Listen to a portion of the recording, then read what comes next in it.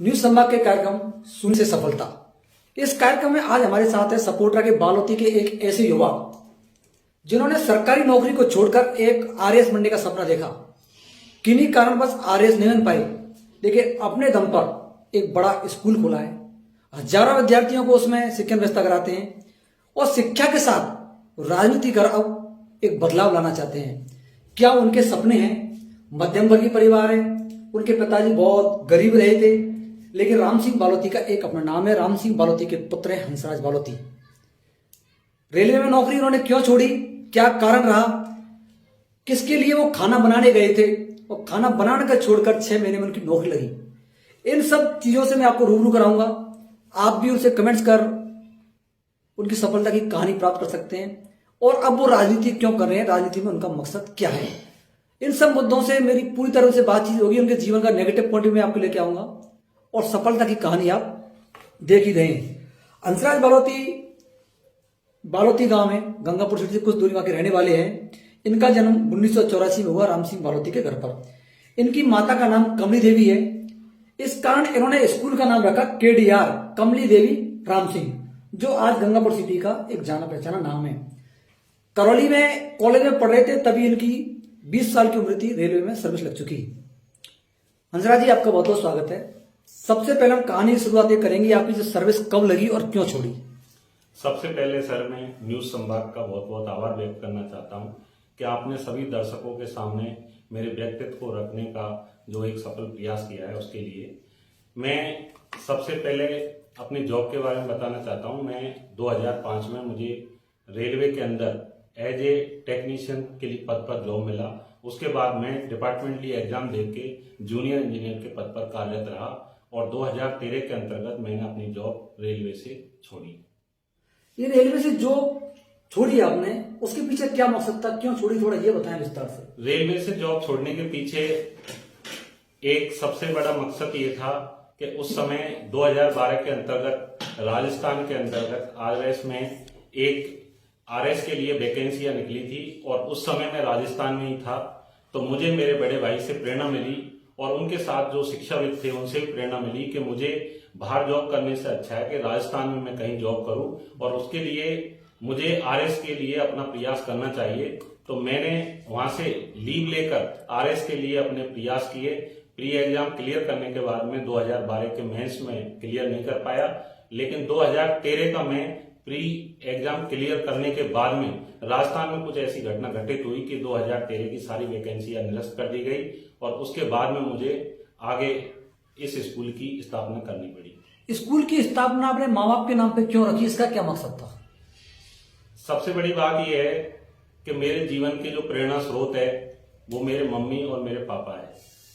उन्होंने जिस तरह एक ग्रामीण पृष्ठभूमि से उठकर एक सामान्य परिवार से मुझे या मेरे भाइयों को एक शिक्षा दी, एक बेहतर शिक्षा दी, तो मेरा उद्देश्य था कि इस ग्रामीण क्षेत्र के बच्चों को मैं एक गुणवत्तापूर्ण शिक्षा उपलब्ध करवा सकूं।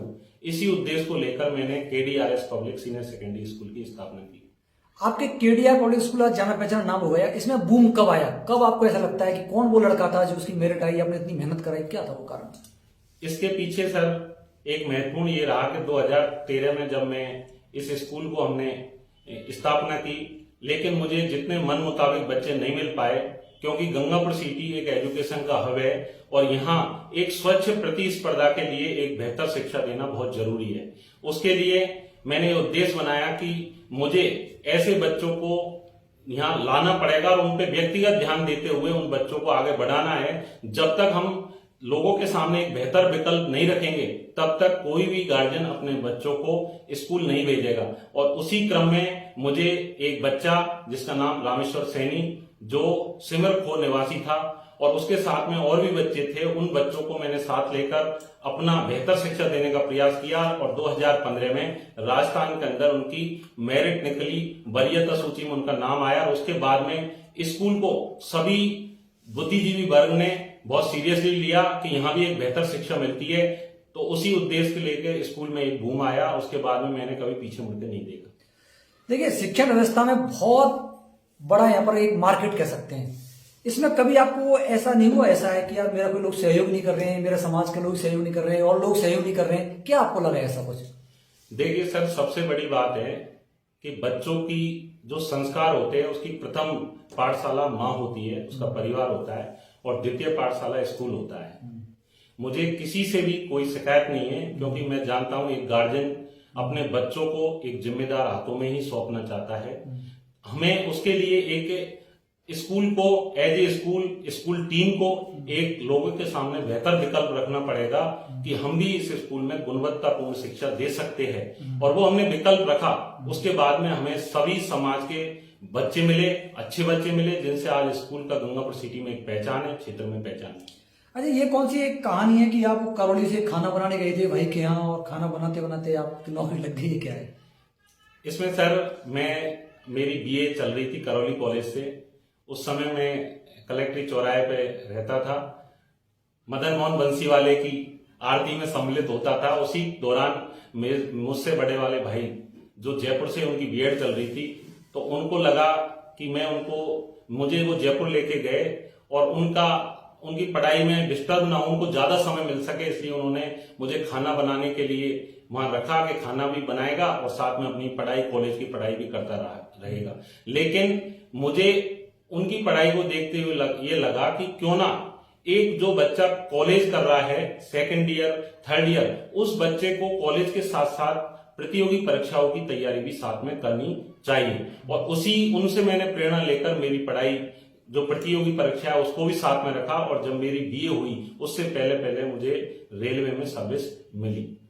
मतलब खाना बनाने गए थे और सर्विस आपने प्राप्त कर ली? हाँ बिल्कुल, खाना बनाते बनाते कुछ पढ़ाई में ऐसी विशेष रुचि मिली कि मैंने ये सोच लिया कि पढ़ाई के सर दो तरीके होते हैं। यदि विद्यार्थी पढ़ रहा है तो एक विद्यार्थी यदि हार्डवर्क करे, हार्डवर्क का मतलब ये नहीं है कि वो सिर्फ मेहनत के साथ उचित मार्गदर्शन यदि विद्यार्थी को मिले सही दिशा में, तो विद्यार्थी अपने आप को संयमित रखते हुए उस लक्ष्य को भी हासिल कर सकता है जिस लक्ष्य को आप पाना चाहते हो। मेहनत का कोई शॉर्टकट नहीं? बिल्कुल सर, मेहनत का कोई शॉर्टकट नहीं। अच्छा, आपने जब सर्विस छोड़ी तो आपकी पत्नी का क्या रिएक्शन था?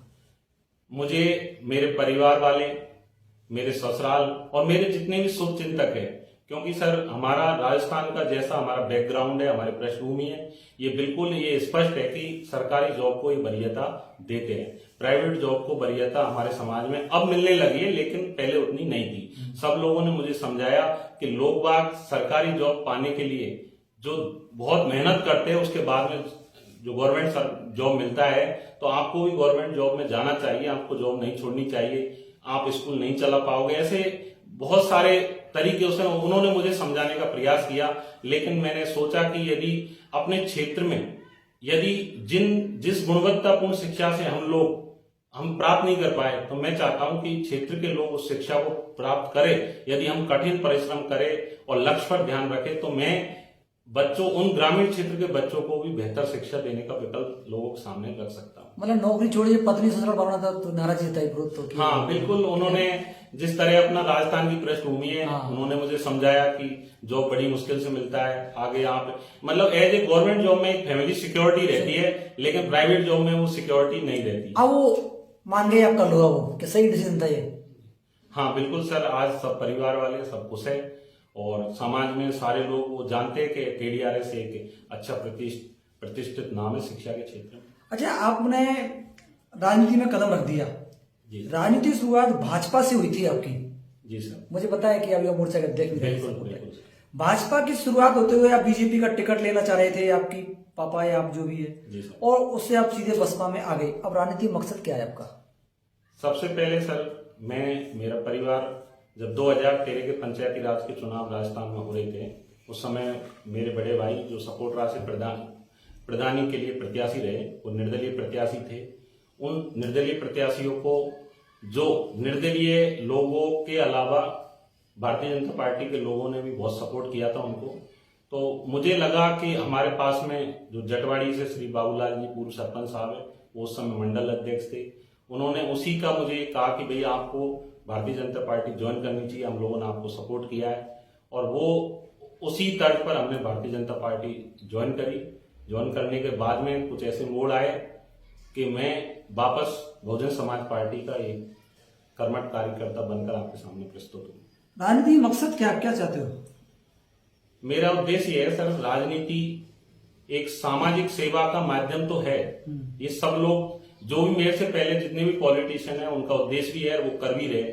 लेकिन राजनीति के माध्यम से हम यदि शिक्षा के, क्योंकि शिक्षा ही आगे सारे आविष्कारों की, सारे विकास की जननी है। यदि हम शिक्षा को राजनीति में इस तरह से आगे प्रस्तुत करें, लोगों को ऐसा माहौल दे, तो मैं चाहता हूं कि जो शिक्षा है उसको राजनीति के माध्यम से लोगों को लक्ष्य हासिल करवाऊं।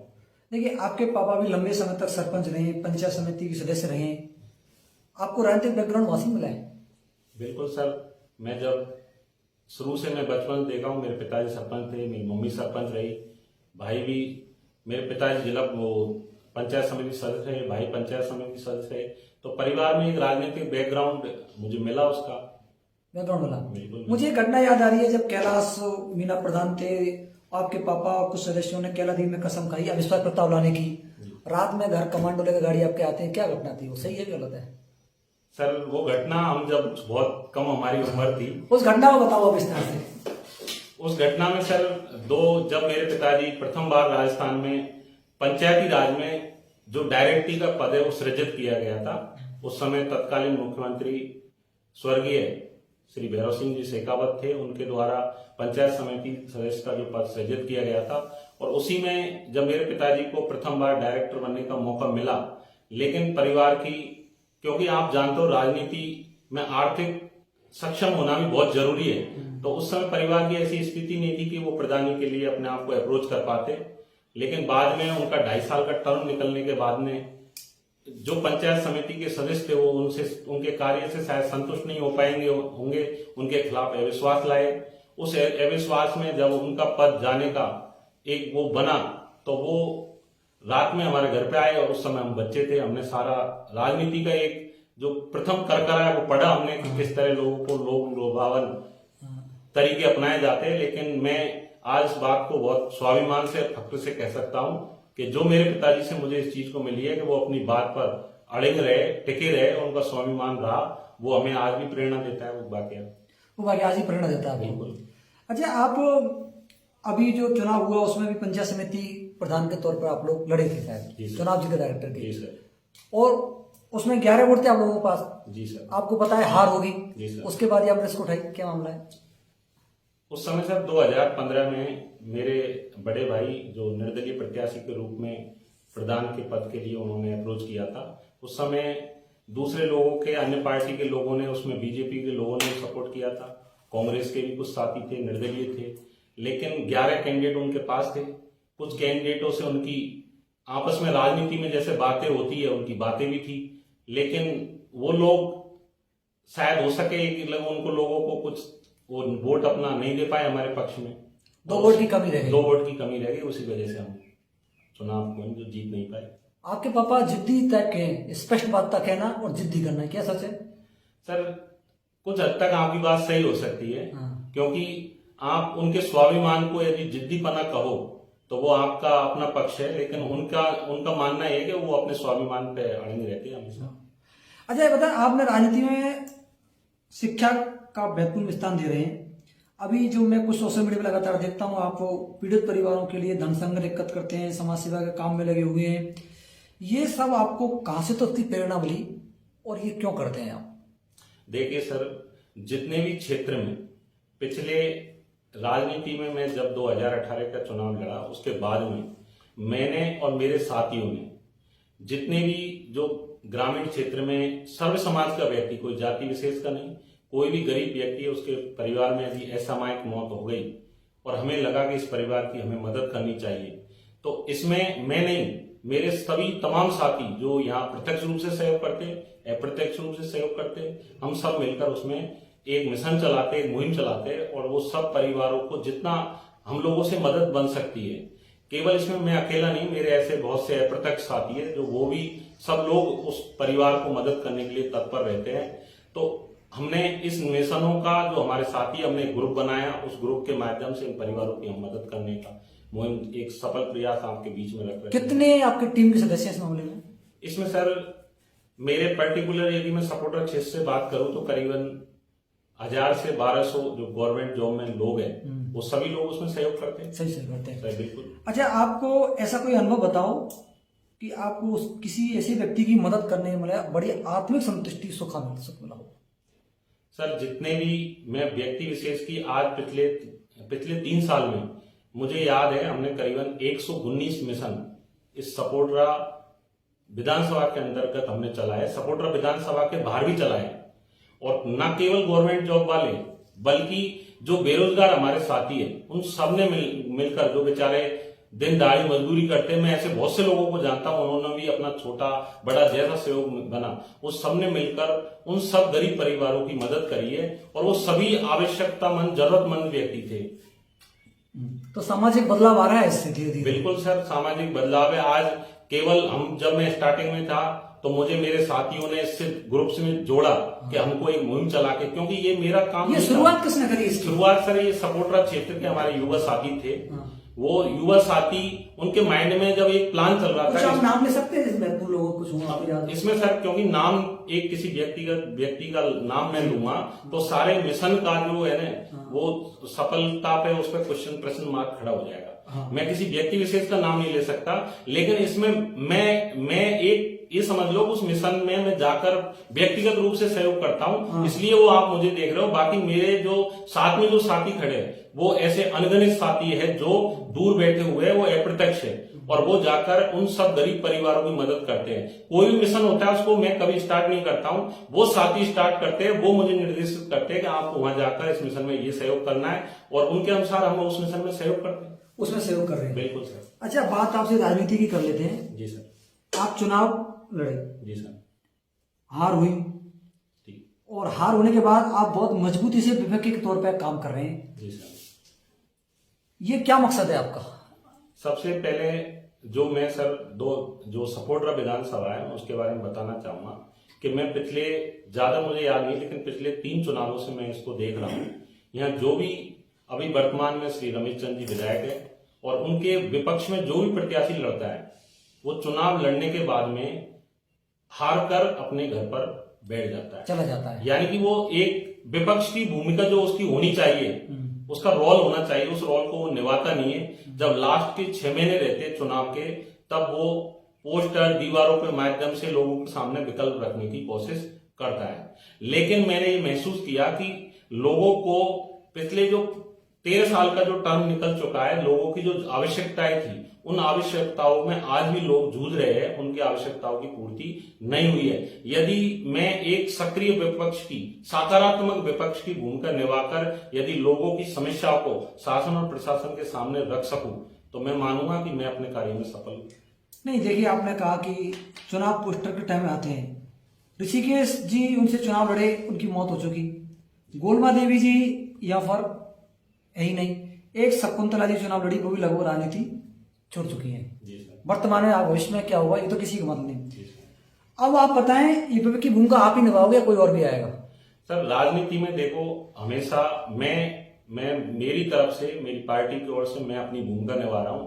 सामने वाली दूसरी पार्टी जो और भी पार्टी है, भारतीय जनता पार्टी है या कोई और भी विकल्प है लोगों के सामने लोकतंत्र में, तो उन पार्टी से कोई भी प्रत्याशी आ सकता है, उनका सपोर्ट। अच्छा, अब ये बताएं सीधे कि आपको विश्वास है कि आप विपक्ष की भूमिका निभा पा रहे हैं? नहीं, बिल्कुल सर। आप देखिए, आप और आपकी टीम, जी सर, एक समाज सेवा 1100 रुपए 2100 रुपए पीड़ितों को पहुंचाने तक सीमित रह गई। आप मुझे 2 साल का 3 साल बताइए कि आपने ऐसा कोई जन आंदोलन खड़ा किया हो सपोटरा में, इन मुद्दे आधारित बताइए। मैं सर आपको इस विषय पर बताना चाहता हूं कि पिछले 3 साल में आप सबको पता है कि सपोटरा ही नहीं, केवल करौली क्षेत्र के तमाम जगह पर एक सफेद धुआं, इसमें जिसको बोलते हैं, वो बहुत तेजी से ग्रामीण क्षेत्र में पैर पसार रहा है। मैं आपको निवेदन करना चाहूंगा कि हमने पिछले कोरोना काल के से पहले उसके अंतर्गत 5 दिवसीय एक कार्यक्रम रखा था। उसमें मैंने और मेरी टीम के सभी साथियों ने करीबन 60 से 62 गांवों में जा जाकर एक जन आंदोलन किया, लोगों को स्मैक के बारे में बताया कि किस तरह ग्रामीण क्षेत्र के लोग हैं जो दूध और दही से पलवल कर बड़े हुए, उन लोगों की रगों में नशा दौड़ने वाला है। इसकी जागरूकता करते हुए मैंने स्थानीय प्रशासन को इसके बारे में ज्ञापन दिया और वो आज भी बिल्कुल बरकरार है। नंबर 1। नंबर 2, डांग क्षेत्र की समस्या सर, चाहे रोड से संबंधित हो, चाहे पानी की गर्मियों में बहुत भीषण समस्या रहती है, उसके बारे में जिला कलेक्टर महोदय को यहाँ पर जो हमारे एसडीएम साहब है उनको विभिन्न बार अवगत करवाया है और बहुत सारी ऐसी समस्या है जो उनको बार बार हमने ज्ञापनों के माध्यम से, चाहे क्षेत्र में कोई घटना हुई हो, अभी आपने देखा गुट्टीपुरा के अंदर एक मर्डर का मामला हुआ था, उसको जिला कलेक्टर ग्रामीणों को साथ लेकर उनको अवगत करवाया। चाहे रोड की हालत हो, सपोटरा में जो आए दिन बरसात में सामने लोगों के सामने पानी भरा हो समस्या हो जाती है, न केवल सपोटरा बल्कि विभिन्न कस्बों के अंदर जो ड्रेनेज सिस्टम लागू होना चाहिए वो आज भी अधूरा पड़ा हुआ है। नहीं, आपके सामाजिक कार्य समझ में आ गए मुझे कि आप वो सामाजिक सहायता करते हैं, इसमें के लिए चलाया, लेकिन हंसराज बालोती ने कभी जन आंदोलन खड़ा क्यों नहीं किया? जन आंदोलन, आपको सपोर्ट नहीं मिलता है, आपकी टीम नहीं है, जनता सहयोग नहीं करती, कारण क्या है? जन आंदोलन क्यों नहीं खड़ा कर पाते? इसका कारण सर, जन आंदोलन के लोग बिल्कुल सपोर्ट में है और जो बेहतर काम करेगा लोग, मैं नहीं कोई भी आदमी हो जो बेहतर काम करेगा लोग उसको सपोर्ट करेंगे। लेकिन पिछले 2 साल के अंदर आप देख रहे हो कि कोरोना ने किस तरह पैर पसार रहे हैं और 144 लगी हुई है। अब 144 में आप जन आंदोलन करने जाओगे तो आज क्षेत्र में सब लोगों को इस बात करें कि पुलिस प्रशासन की जो कार्रवाई रहती है उसका डर रहता है लोगों को। या फिर अपन ये कह सकते हैं जो वर्तमान विधायक रमेश जी की पकड़ बहुत अच्छी है। नहीं, पकड़ सर, आप इस बात को जनता में पकड़ जैसे अपन कहते हैं, आपके नजरिए से आप इस बात को बोल सकते हैं। पकड़ को देखो, चुनाव जीतना और विकास, ये 2 बातों में फर्क होता है। चुनाव जीतना आदमी का एक प्लानिंग होती है, आप विकास क्या करवाया वो अलग बात है, और विकास करवाना ये दोनों बातों में फर्क है। आप सपोटरा क्षेत्र में आप किसी जगह उठाकर देख लीजिए, पिछले 13 साल के अंदर जो विकास के लिए सपोटरा आज भी मोहताज है वो सपोटरा को मिला नहीं। आप लोग उस पर, मैं यही सवाल है ना, उस पर आंदोलन क्यों नहीं खड़ा कर पाए? आंदोलन बिल्कुल बराबर, हम शासन और प्रशासन, ज्ञापन तक आप लोग समेटते रह गए। जो विपक्ष की भूमिका है वो ज्ञापनों के माध्यम से शासन प्रशासन को अवगत करवाना है। अब उस पर शासन और प्रशासन कितनी गंभीरता से उस पर सोच रहा है, ये उनकी जवाबदेही उस पर बनती है, बिल्कुल। तो आपकी सुनवाई नहीं हो पा रही ठीक प्रकार से? सुनवाई है, प्रशासन शासन के जो व्यक्ति है वो अपना मुख्य मुद्दा है जो विकास का, उससे भटक कर ऐसे राजनीतिक उद्देश्यों की पूर्ति में लग चुके हैं जिनका क्षेत्र के लोगों को कोई सरोकार नहीं है उस मुद्दों से। जैसे कि कौन से? जैसे कि अब क्षेत्र में पिछले कोरोना काल की मैं बात करता हूँ, क्षेत्र में कोरोना काल में लोगों की आवश्यकता थी कि स्थानीय विधायक क्षेत्र के लोगों के बीच में होना चाहिए, लेकिन वो अपनी भूमिका माने सर निभा रहे थे, क्षेत्र के लोग यहाँ इंतजार कर रहे हैं। अच्छा, ये आपने कहा, अब वो आपकी ये माने कि आने वाले भविष्य में हंसराज बालोती की भूमिका जन आंदोलन के तौर पर, जन समस्याओं के तौर पर क्या रहेगी? बिल्कुल सर, आने वाले समय में हम सभी, हमारे साथी और पार्टी स्तर पर भी ये काम चल रहा है और इसी उद्देश्य के लिए आप देख रहे होंगे कि आगामी 28 तारीख को करौली के अंदर पार्टी स्तर पर भी एक बहुत बड़ा सम्मेलन होने जा रहा है। उस सम्मेलन में जो करौली जिले की जो समस्या है उन सब समस्याओं को लेकर पार्टी के नेशनल कोऑर्डिनेटर, प्रदेश अध्यक्ष और हम सब मिलकर उस आंदोलन को आगे बढ़ाने की कोशिश कर रहे हैं, पार्टी स्तर पर भी। अच्छा, अब आप ये बताएं, ऑल ओवर सपोटरा की बात कर रहे हैं या सपोटरा चुनाव लड़ने की चक्कर लड़ चुके हैं, सपोटरा में ऐसे कौन से विकास के मुद्दे जो जरूरी हैं? 5 मुद्दे बताइए मुझे आप। सपोटरा के अंदर सर सबसे पहली आवश्यकता है सपोटरा में, वो मैं आपके सामने रखना चाहूंगा, वो है चिकित्सालयों की। चिकित्सालयों में जो जांच सामग्री होनी चाहिए, चिकित्सालयों में जो चिकित्सकों के रिक्त पद पड़े हुए हैं वो सबकी उनका भरना चाहिए। जांच सामग्री, सोनोग्राफी, एक्सरे, ब्लड बैंक, ये सारी सुविधाएं वहां मिलनी चाहिए, क्योंकि सर एक सक्षम व्यक्ति तो निजी हॉस्पिटलों में जाकर भी अपने परिवार का इलाज करवा सकता है, लेकिन एक गरीब व्यक्ति, और आप जानते हो कि पिछले कोरोना काल में हर साल प्रत्येक गरीब परिवार में करीबन 10 से 20 हजार रुपए प्रत्येक व्यक्ति के परिवार में लगे। चिकित्सा आपका एक विषय हो गया। बिल्कुल, चिकित्सा। दूसरा मैं आपके सामने बताना चाहूंगा सर, जो क्षेत्र के लोग हैं, सपोटरा क्षेत्र के लोग हैं, जो व्यापारिक लोग हैं और वो व्यापारिक स्तर को बढ़ाना चाहते हैं, उनको एक जो सुरक्षात्मक माहौल मिलना चाहिए, एक औद्योगिक यहाँ डेवलप होना चाहिए, क्योंकि सपोटरा का अधिकांशतः भाग पथरीला और डांग इलाके का भाग है और उन लोगों के पास में खनन कार्य के अलावा दूसरा विकल्प नहीं है और सरकार ने खनन कार्यों पर बहुत ज्यादा रोक लगा रखी है, तो उनके सामने व्यापारिक दृष्टि से डांग का एरिया का जो रोजगार तो उनका घटता जा रहा है, तो लोग बाग वहां से पलायन करने की स्थिति में हो रहे हैं, तो रोजगार एक बहुत बड़ा मुद्दा रहेगा उसके सामने। दूसरी बात, सपोटरा क्षेत्र के अंदर जो व्यक्ति रोडों की जो समस्या है, चाहे आप सपोटरा से कैला देवी, सपोटरा से हाड़ौती या डांग एरिया में हम रोड, लाइट, पानी, शिक्षा, चिकित्सा से लोग बिल्कुल महरूम है, तो ये मेरा तीसरा रहेगा। चौथा सबसे बड़ी बात है कि सपोटरा के अंदर जो बहुत दिनों से, लंबे समय से एक मांग चल रही है कि सपोटरा में अनाज मंडी जो नारली डांग में ये प्रस्तावित है वो आज भी विचाराधीन है, वो समस्या पड़ी हुई है सामने।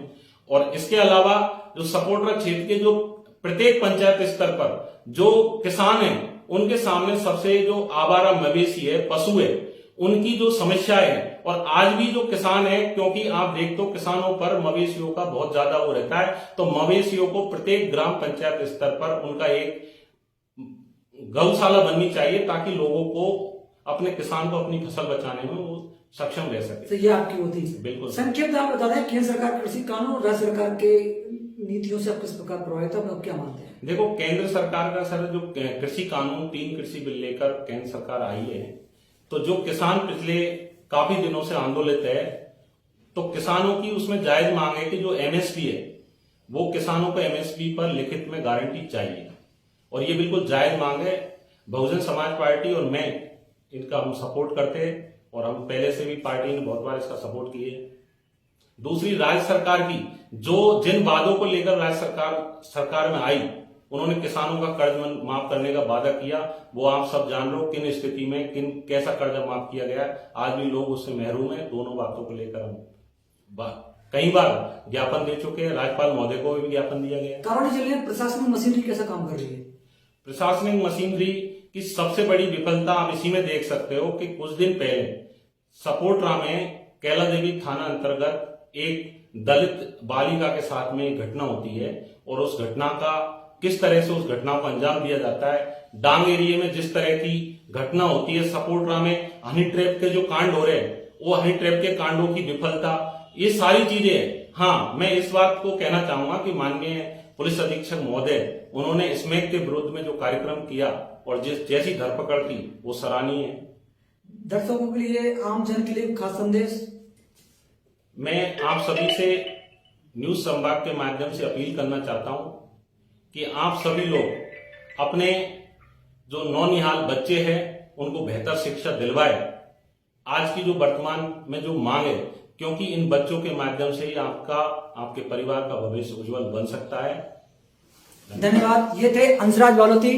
इनका इंटरव्यू कैसा लगा आप मुझे जरूर बताएं।